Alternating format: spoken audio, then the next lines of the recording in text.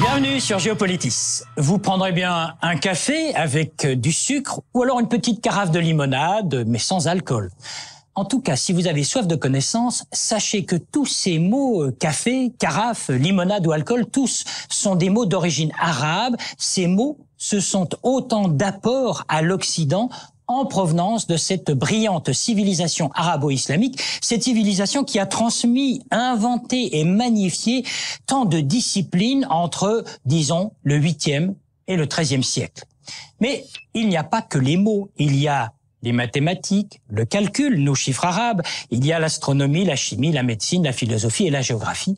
Géopolitis, qui existait peut-être déjà autour de l'an 1000, décrypte ce que l'Occident doit à l'Orient. Prenez le Coran. 750 versets, soit à peu près un huitième du livre saint, exhortent les croyants à étudier la nature et, je cite, à faire de l'acquisition du savoir un élément de la vie de la communauté. Mahomet, le prophète Mahomet, a vécu, on le sait, de 610 à 632. Après lui, ce furent 6 siècles de réel épanouissement intellectuel, scientifique et culturel, car après de grandes conquêtes territoriales, la civilisation arabo-musulmane s'est développée dans une phase de prospérité matérielle et intellectuelle extraordinaire. Dans la région d'Andalousie, c'est lors de cette phase de prospérité que les savants de l'époque accomplirent un acte déterminant. Ils traduisirent en arabe les manuscrits scientifiques et philosophiques de toute l'Antiquité, qui étaient alors en langue grecque. Platon, Ptolémée ou Aristote. Ce fut aussi le cas à Cordoue, alors l'émirat de Cordoue, l'un des plus grands foyers de transmission à l'Occident de la pensée gréco-arabe avec un retentissement culturel qui est resté dans l'histoire. C'est à Cordoue, par exemple, lors d'une mission secrète, qu'un certain Gerbert d'Aurillac, un moine, a découvert l'origine de la numérotation de 1 à 9. C'était en l'an 999. Cordoue était alors en rivalité avec Le Caire où déjà s'était créée une formidable bibliothèque, 1 600 000 volumes ou chapitres, comme on disait à l'époque, ce qui démontrait la passion de la civilisation pour le livre et pour la traduction du texte ancien. Et si l'on va vers l'Est, vers Bagdad, on apprend qu'à l'époque, des bibliothèques publiques, on en comptait alors une bonne centaine dans la ville. Bagdad, le califat de Bagdad, où les califes faisaient figure, disons, de despotes éclairés. C'était le temps des 1001 nuits. Alors, asseyez-vous sur le sofa ou dans l'alcôve, venez jouer aux échecs sur le satin du divan, rien que des mots qui nous viennent de Bagdad, du Caire ou de Samarcande.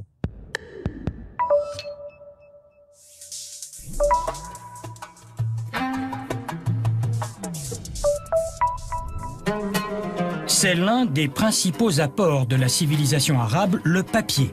En 712, les Arabes conquièrent Samarcande, ville de l'actuel Ouzbékistan, en Asie centrale.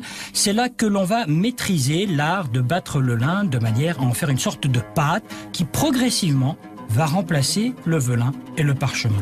En 794, on installe une première manufacture de papier à Bagdad.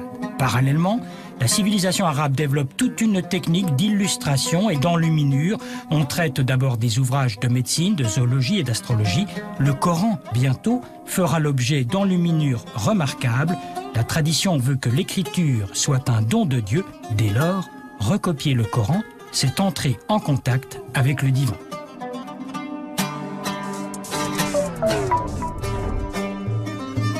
Au Moyen-Âge, les vrais pionniers de la recherche médicale, ce sont les Arabes. En premier lieu, ce sont eux qui ont gardé, conservé et transmis les savoirs de l'Antiquité. C'est grâce à eux que nous connaissons les enseignements d'Hippocrate. Il semble que les Arabes aient repris la théorie dite des 4 humeurs, à savoir que la maladie résulte en fait d'un déséquilibre entre la bile, le flegme, le sang et l'atrabile. La médecine consiste alors à rétablir cet équilibre par des remèdes et aussi par une alimentation appropriée. On peut citer une encyclopédie médicale de l'époque, celle dite d'Avicenne, qui répertorie près de 800 remèdes. Avicenne, qui était iranien et qui a vécu il y a exactement 1000 ans, est en fait le premier médecin qui a décrit avec autant de précision des maladies comme la méningite ou la pleurésie. Et c'est aux contemporains d'Avicenne que l'on doit la description de la circulation sanguine pulmonaire et l'opération de la cataracte. C'était déjà l'une de ses spécialités.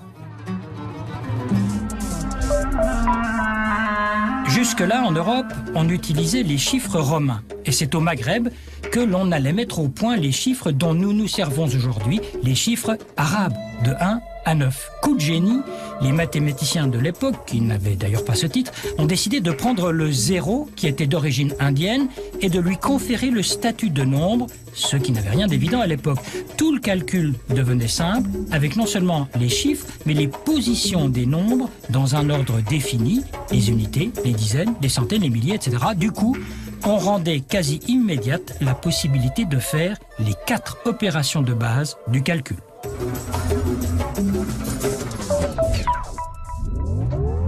Un certain Al-Jazari, à ne pas confondre avec Al Jazeera, avait construit une monumentale horloge où des cercles représentaient le mouvement du zodiaque, du soleil et de la lune. L'astronomie a toujours passionné la civilisation arabe qui avait non seulement intégré mais encore développé les découvertes de grands anciens comme Ptolémée. C'est ainsi que se sont matérialisées les cartes du ciel et que se sont perfectionnés des instruments de mesure et d'observation comme l'astrolabe. Et comment oublier que ce sont ces savants arabes qui ont imaginé le plus vieil outil pédagogique de l'astronomie, le globe céleste. L'astronomie, le calcul, la médecine, le papier comme support, autant de disciplines maîtrisées par cette civilisation arabo-musulmane.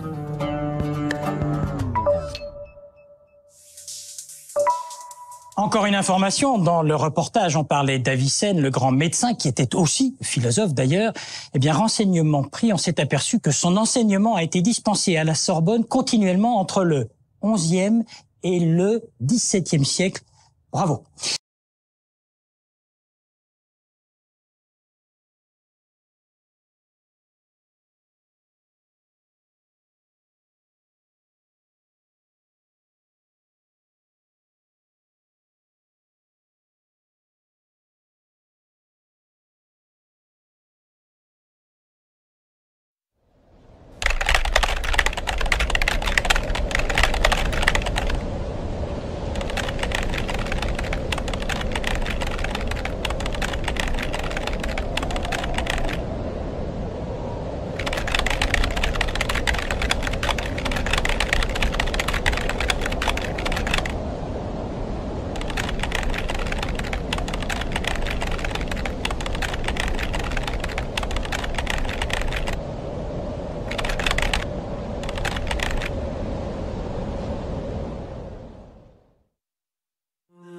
À notre époque de communication instantanée et de médias de masse, les personnes qui parlent souvent au sujet de l'islam possèdent très peu, si ce n'est aucune compréhension sur la richesse de son histoire, mais aussi sur ses textes sacrés ainsi que sur la diversité qui existe au sein de l'islam.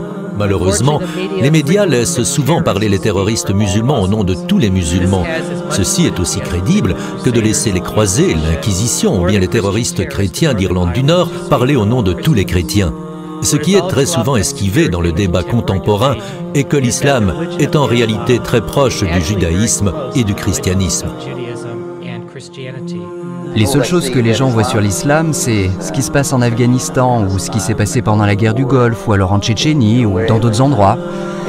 Les médias décrivent toujours l'islam d'une manière négative. Par exemple, on voit toujours des musulmans se battre, etc. Mais lorsque les gens seront confrontés à la réalité du message de l'islam, je suis sûr qu'ils l'accepteront.